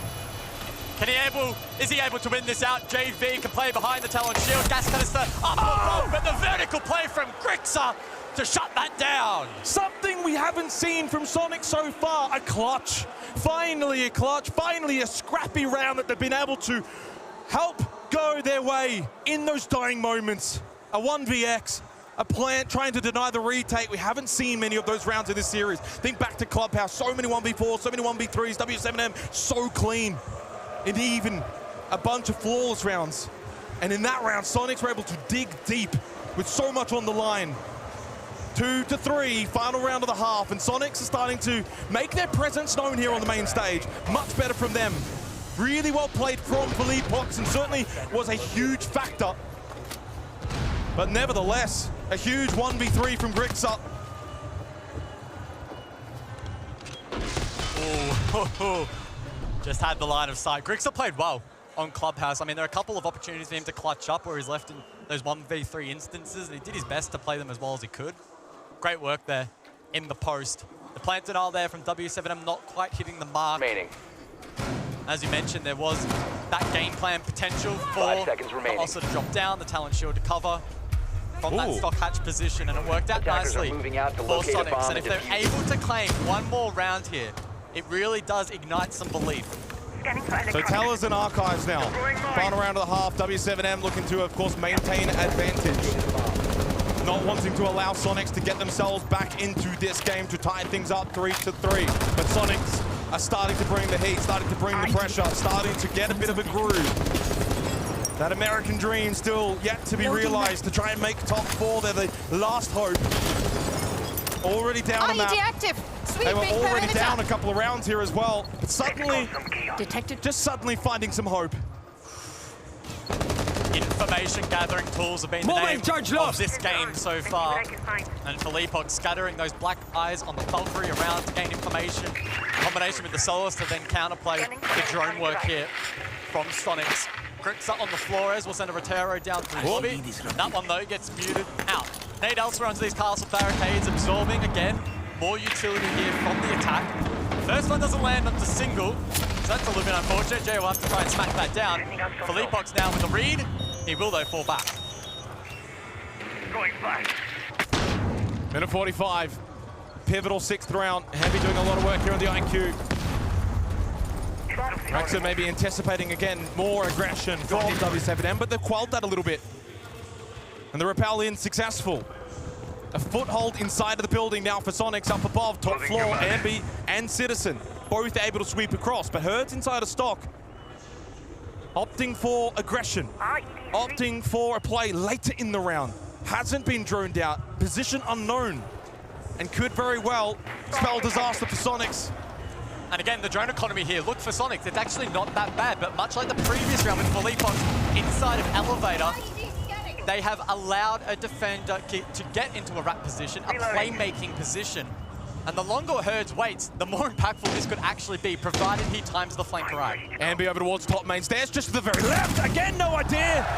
Herds kept himself quiet, even on the solos. He gave up his job of trying to get rid of drones, opting instead to play that hidey hole mode inside of stock. Again, continues to take the battles, expecting the swings to come from top square. Makes a rotate, more shots from Nade. He gets one onto Rexon. Herds is just roaming. 30 seconds left, and they shut down that square position. Only down to Grixon again. Can he clutch up? No, he cannot. This time, he's on the opposite side of it. W7m close out the first half with a solid 2-round lead and find themselves 3 rounds away from a lower bracket semi-final. Again, the playmaking potential from Herds realized. He sneaks himself in towards stock. He can scan for drones to ensure that he is not live droned by the attack. And despite the economy of said drones looking very positive for Soniqs, they didn't capture him. They didn't know where he was. He gets the first pick. And then instead of consolidating, as we often see from W7m, off this pick, they instead aggress. Everybody plays off that pick. Nade makes his way up main stairs, gets in on the action with the impact as well coming out from Herds. And Soniqs then scampering towards site, did not stand a chance. 3 rounds away for W7m from that date with G2 Esports in a lower bracket semi-final tomorrow. That is how close they are. That is the task at hand now for Soniqs. It feels like they are so far away from being able to get themselves out of this hole, but they've got to start digging now on the defensive bank. Attacker's objective is to America's final hope, resting solely on this second half of this second map. Soniqs must. If they cannot, then North America is finished. The Six Invitational 2024, KZ, the aggression straight in on the rappel, despite the fact that there is signs of player presence inside of Janitor. Makes his way in. Rexon now over towards long desk, knowing that KZ's already in. He should have known. KZ just swaps him like a fly. But Ambi with the response from long desk does at least get the trade. Much needed one for Soniqs. Unfortunate there for Rexon, not given the sound cue. Top performing player at the moment for Soniqs, despite the lowest rated heading into the day. So something that will continue to track as Ambi makes his way back into Janitor Closet. Played contact before long desk, and he's being hunted down now by W7m. He'll survive for now, and Geo gets in on the action. Philippok's still up above W7m. Hasn't been dealt with, but at this point, Soniqs, if they want, make yourself go back down. Staff open, and Ambi takes the fight on square. Probably didn't need to. And Nade will punish him. Makes it a 3-on-3. Geo on the Echo. They've got themselves the Gokais as well, late in the piece. JV doesn't want to make entry. Thinks better of it. Why not? Still got over 90 seconds left in the round. Don't have to rush this. Echo still in play. 4 Candelas for Nade. Combo that with a potential Lion scan, and it's going to be challenging for Soniqs to recover from that. Fortunately, though, Logic Bombs expired. So too are those scans from Lion. Not many drones left. One really up for Leapox. One placed elsewhere. Secondary high breach to open up the stock hatch here from Nade. Still has 3 Candelas. They'll be very much useful here. No Warden on the other side for Soniqs. The cams have been hacked here by W7m. So will that additional information from the Valk and the Echo prove costly for Soniqs? Maybe not, as Nade falls. Drop is successful from JV, playing off red things. Philippok's is down, it's only out. A 1 versus 1 for JV 92. Over towards defense. Geo wins out. Oh, do or die again for Soniqs, but they do not die. Holding on for dear life by slim margins. Volatile information there, available, funnily enough, to both teams. You can see Geo late in the piece, on set information, but gets off at the perfect time, composed in the 1 versus 1. And that's the kind of clutch potential that this guy has. As mentioned previously, this is his 7th consecutive Six Invitational appearance. He's won it before, and he knows what it takes to win it again. Yeah, very impressive again, I think, for both teams. First and foremost, love the aggression from W7m, the entry here from KZ. Rexon should have known, should have heard that rappel. I mean, I don't know, with this crowd, it's hard to actually understand what you can hear. Ambi gets aggressive as well, top square, loses that 1v1, opens it up, and again, red ping information, knowledge as to the 1v1 for both players towards Beepers. Geo holds strong, makes it a 3-4 scoreline. Soniqs, a lifeline, perhaps one they're going to have to grasp onto and ride into the sunset in the second half if they're going to have any chance of taking down W7M. Need to get on a roll, need momentum, need a couple of rounds in a row, must win this basement site. W7M clearly signposting in the last round. They want quick entry. And a very quick line scan here, indicative that it's probably going to be much the same. They back themselves in to win this trade game. While Soniqs did an okay job last time around, it's so volatile sometimes for defense. And it's KZ. Wow. Wow, he gets the first. He's already in open area. Yeah, again, quick entry from W7M. And already the air traps as well onto those rotate positions. So has himself really good position and site map control. Above, in towards open. Rexon down early as well on the Fenrir, not ideal. Hertz now can drone over towards Janitor. Geometric sitting in there on the Mozzie. Extensive roam from Soniqs here. Opting to try and take these contact fights up above rather than just sit on site. Not the conventional way that we typically see this get played out. Geo's position surely will be known in a moment. And he doesn't have a reinforcement to play off. A couple of lines aside and the rotation. Hold initially. Geo got through the wall. What a shot from Philippos! Through the soft wall. 2 versus 4, and it's down to Grixer and Citizen. Drop from Citizen on this Talisman Archives site. Opting to not play basement, opting to not play the more conventional defense. Soniqs, has this been their undoing? Has this been their demise? W7M opening up this defense. Citizen must find the next kill. Flashed out main, right to the arms of an awaiting JV92. Grix is good, but not that good. And the crowd erupts. JV92 in perfect position to play clean-up crew. And he's working the crowd, who continue to back these boys to the finish line. On the side of Soniqs, though, some of those key players that we highlighted, and I'm sure the desk did as well, struggling to find themselves in this match. They are being put on islands and given no playmaking opportunities. Well, struggling with these fast entries 2 rounds in a row. Oh, it's still a wall. Yeah. Oh. We saw it actually from the other side as well. He was running away from that position, shot through the soft wall. Now down to basement, down to lockers and CCTV for Soniqs. I think wanting to maybe give themselves a chance of gaining said momentum. You win Archives Towers, then you go down below. Suddenly you could be looking at a lead potentially. But now they're forced down to basement really with not much hope in heart. In terms of that time denial aspect that we typically see on this site, again, the smoke does get brought. Grixer on that. The mirror in play through Geo. Again, the Mozzie Solus combos are trying to deny a lot of information for W7M. I'll be frank though, guys. Their pacing probably says they don't care that much about the drone play, at least not in the early portions of these rounds. Well, there were 3 drones, make that 4 taken down by Soniqs already. Has that now made it more challenging for W7M? But keep in mind, they have Monty, they have Jackal, 2 very strong entry tools. Citizen's going to be hunted right from the offset, and we'll see if he can respond. Red pinged out, logic bomb, Citizen feels the perceived pressure. It is Hertz though, Elsbeth gets the open kill onto Ambi. He can just not get involved here on Bang 3 and 8. The impact from Citizen trying to respond with aggression of his own, but he's just absolutely surrounded from all areas of the map.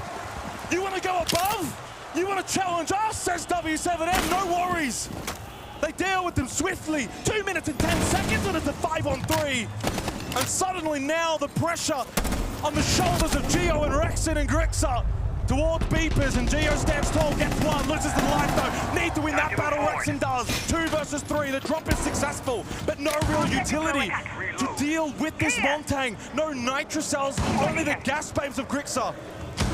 Well, he has already now Monty main stairs, so he can relay that to the rest of the team. But in this 3 versus 2, W7M edging towards map point, series point again to book their date with the defending champions of G2, and they have looked amazing so far today. Disciplined now with time on the clock to drone out sight. take a breath, and formulate a plan for the final push. They have everything. Flashes, Candelas, the Montaigne. They've got time, minute 15 seconds. They still have the secondaries if required, but all the hatches are opened up anyway. So it's in the matter of where do they want to go. They open up everything. Lobby hatch open. They can go main, they can go server. Rexon's low on health. Hard to go for an early contest. He needs to hold an acute angle, hope to get a bit fortunate. 55 seconds there, and the hard breach to come through. Keep in mind there are smoke canisters in play, so Deepa probably not the play for W7M. We'll see how Grixer responds. Can he step up? But he's going to be flashed out. This is where moments can be made. Rexon, Grixer, can you make your moment and deny this plan from going down? Grixer with the gas bait, it goes out. Fully boxing, look to sit this one and stick it. Prozone fake, sticks it all the way. Yeah, how are you going to deal about this now? There's a man with a shield in your face on that diffuser. Grixer with the gas blade. You need to go quick with your decision making. Earth watching the angle. It's falling apart.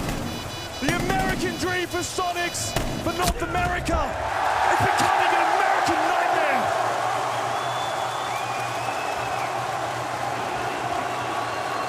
These attacks from W7M are absolutely ruthless. The pacing, the ability to adapt, and the ability to react to information, from my eyes and from what I've casted so far at the event, the best we've seen. Even in comparison to the likes of G2, who have been really quick on entry, this so far from W7M has been nothing but scary. Terrifying, a more apt word. And quite frankly now, all eyes from the remainder of this competition in terms of the remaining teams firmly on what W7M are doing and what they can do. Back-to-back major champions. They want, though, to cement themselves a legacy. It's one thing to be a champion. It's a whole nother thing to win an SI. 6-3, 3 match and series points for W7M in front of their home crowd. Soniqs, could they do the unthinkable? If they are, it has to be now. It'd be a comeback for the ages if Soniqs are able to push this game to overtime. They are being pushed to their very limit. And this is clearly a game, from my perspective, where it's W7M are playing phenomenal. Soniqs are trying their absolute best to counter what the attack of W7M is presenting, the defense as well. But the execution from W7M, so I mean, Nade's already top blue. He's got information, he's got a read, Herd's in electrical. And the Soniqs just don't have the ability to counter such forward attacking play. Are W7M going to finish this off with a bang? It starts with one from KZ on a Grixer. With a frag grenade that hurts so sorely. And they might just go fast, rip the band-aid off, and send on to team kill. Ernst takes out KZ, but JV does his job. One back onto Geo, and fast is the pace for Beep. Is the other there, picked apart, decimated, and strangulated in this hellish environment. Let the crowd do the talking.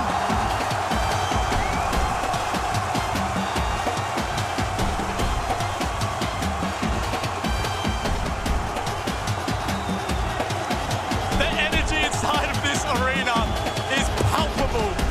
What a display by W7M as they continue their run in the SI24 lower bracket. Back-to-back major champions now making an incredible run here at Six Invitational in the lower bracket. That tantalizing date with the defending world champions in G2. Yeah, they got some crowd favoritism today, but it won't be tomorrow. Tomorrow, G2, you will re-enter this arena as enemy number one, numero uno. And Soniqs, yeah, where's that nearest airport? That's the kind of date that I want to be a third wheel at, because I tell you what, that is going to be one hell of a game. All the momentum, all the passion from this crowd rallying behind W7M. Just soak it in. Commiserations for Soniqs. Another decent run at another major event, but again they fall short. And for North America, we say adios. This is over. Goodbye. For W7M, Now looking ahead to that lower bracket semi-final. I tell you what, again, that lower bracket game is going to be absolutely insane. If both teams play at their very best, it's going to be a wild. You don't want to miss it. Two-time major champions versus the defending world champions in a lower bracket semi-final. You do not want to miss that. You really do not. And we do not want to miss this moment here as we go over to Ian, who has got himself, of course, a crowd that is extraordinarily happy. Sao Paulo, w7m, w7m! Uma salva de palmas com os vencedores. Fala um pouquinho dessa emoção dessa galera toda aqui. E o sonho de mais um título segue vivo, hein? Pô, muito emocionante estar aqui jogando na frente da minha família ali. Eu tento nem olhar muito para eles, também me emociona ali. Mas jogar na frente dos fãs, de todo mundo, é realmente surreal. O que você achou dessa escolha do banco? Que vocês têm um retrospecto muito bom no banco e eles não estavam tão bem assim. Eu não entendi porque eles picaram o banco. A gente até falou quando eles picaram. Vocês picaram pra gente e aí acabou sendo 2-0 aí de boa. You want to translate what you said in English for the global broadcast? I don't know why they picked bank because it's a very good map from us. We said that they picked for us the map and it was a 2-0. Felipox, sticking with the English broadcast for a moment here. This crowd must do wonders for your energy. You know, you weren't necessarily in peak w7m form coming into the live finals here. What difference does this sound make for you? It makes all the difference. To know that everyone's supporting us, different from other tournaments, like it gives us hype, it gives us energy to play the match, and it's just amazing. G2. Alemão. G2, alemão always chokes for me. It's going to be easy. Quer falar em português? O alemão sempre choca pra mim, então amanhã é mais um jogo tranquilo aí, de boa. I've got to ask, G2, SI 2023 Grand Final did not go your way. Is this your chance for revenge on home soil? I wasn't there in the grand finals last year. Now I'm here, and I think I'm going to make the difference. Me and Nate are going to make the difference for us. You do it for the team. Yeah. Any last words in Portuguese for your fans here? Pô, obrigado a todo mundo aí que tá no estádio. É simplesmente surreal estar aqui jogando. Obrigado de verdade.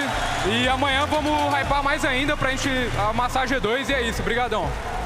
Tá aí, Felipox, senhoras e senhores. The incredible Felipox and w7m continue their trail, potentially to the hammer. Back to you on the desk.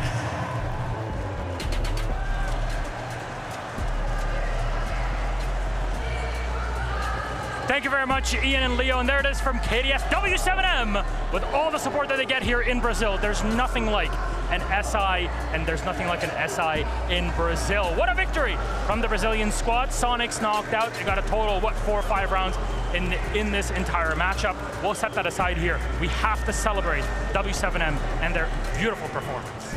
They had a beautiful performance indeed, especially how Felipox put it. Crowds really make or break teams, and I think when you have that love, you have that passion behind you, I mean, they go to show it. They wrapped it up pretty decisively. I mean, you both have been on stages before. This is just feeding. No, I mean, you live for this moment. This is what makes being a player so surreal, and like the true experience is when you're with a crowd like this that's supporting you, that's cheering you on. It really does fire you up. And for me specifically, I love playing in front of a crowd. I loved hearing that roar after a play or after a win. And this is why you're here on the desk with us, because you now get to feel it in a different sort of way. And honestly, despite all of the noise we're hearing in this arena, w7m are still able to run their information between one another, keep comms clear. Yes, and that's what I was talking about. This is a team that loves to control the info and also deny the info. And the thing that we saw with Soniqs going into those attack rounds, especially, like I said, this is a big map. You need to be working together and figuring out how to clear a roam. They didn't use a Dokkaebi. The second you switch sides, w7m immediately brought out that Dokkaebi to help clear the roam. They were finding success off of that. And again, it feeds into what I was saying originally. They are an information-heavy team. Not only are they about information, but they also are very hard to keep a hold of. Even when SQ was bringing the Monty, when they were bringing the right operators, The crowd is going crazy. Even when SQ was bringing the right operators to handle what w7m was throwing at them, pushing them back a little bit, every single round, they would go back, and then w7m would scatter back around. It was so difficult to keep a track on them. They couldn't lock them down, and that was the downfall for SQ. Now, if anything, there's one player that was playing above and beyond on w7m, and that is our highlight player, Hertz. Let's put them up on the screen to see, because Lax, this man is on another level. I mean, I played his role, that flanking role that he was doing, and he was doing this perfectly on Bank. Bank is a big map, and it was surprising to me because Soniqs usually is really good and negligent about being able to focus on what is happening on the flanks, and Hertz was just playing in key spots or finding spots to figure out to just take those initial picks. And just right here, I mean, this should be a spot that should be cleared, and he gets away with it. And these are the small, crucial errors that can completely ruin an entire round. Exactly. I mean, this is a prime example of how SQ wasn't locking him down. I also love that he had so many operators that he played, but the main operator on both maps to highlight for this player was IQ. And that goes to show that they are so good at shutting down the information that they give to the other team and maintaining the information of what their team is doing. They got rid of the Fenrir's, they got rid of the Valkyrie cameras, they kept SQ blind the whole time, and I think that's honestly just a rookie mistake from Soniqs because they are so young. And it fed into the Solus play even from him alone. That, again, Absolutely. He is controlling the information. He knows where the drones are going to come from. He knows how to avoid it, and he was exploiting all of SQ's errors in clearing whatever they needed to clear. You play IQ on attack, you play Solus on defense. It's pretty much the same role, but you're just setting up in a different way. Being able to sneak through your opponents, that is something that has to do with Soniqs' inability to drone w7m out. That's where a Dokkaebi could have fixed that. It could have fixed it. It was also just a lack of information and the lack of confidence too. They brought the Monty, but the Soniqs backline, we highlighted it after map 1, they weren't there to necessarily play off of it. Both Rexon and Grixer dropped a lot more kills in their entries, but w7m was fully focusing on their entries. The backline wasn't there to support them. I mean, we talk about refreshing yourself from map 1 to 2. Well, the end of map 1 was a hell of a thing to try to come back to. So here is our intel play of the game. You'll see it on the screen. There we go. A flawless defense, Lax. Yeah, I mean, you couldn't ask for a better result for w7m. Whether they're just playing together as a team or they're using the crowd to feed out that hype, every play you were seeing from w7m was very well executed, very well coordinated. I mean, this team, there's a reason why they won two major championships back-to-back, and they are now here pushing it to the finals, basically going to try to claim that world championship spot. We were worried about them maybe stalling out when they couldn't get that first pick or the first initial positioning into the map. That was the only concern. They looked a little human in groups, but with the crowd behind them, they have not been able to look slight from perfect. They are so good when the crowd is with them, and this is the first time that we've actually seen them be the fan favorite at a tournament. Are we surprised the w7m G2 going up against one another? I'm not surprised, and that is going to be a game because both teams are cocky and confident in that they can beat the other. So I mean, you couldn't write a better story. No, absolutely not. I think it's all about Alamau coming back, coming to get his revenge, and pretty much show that EU is a little bit better. And it's the Brazilians pretty much fighting not only in this game but the next game that's coming up too. All right, we still have one more to go, and I'll come back to you here so we can talk about things in detail. Lax, Fox, thank you very much. And for all those watching at home, we love you so very much. Honestly, we have still one more game to do today, and that is our top seed matchup. So don't go anywhere. We'll be back in a few.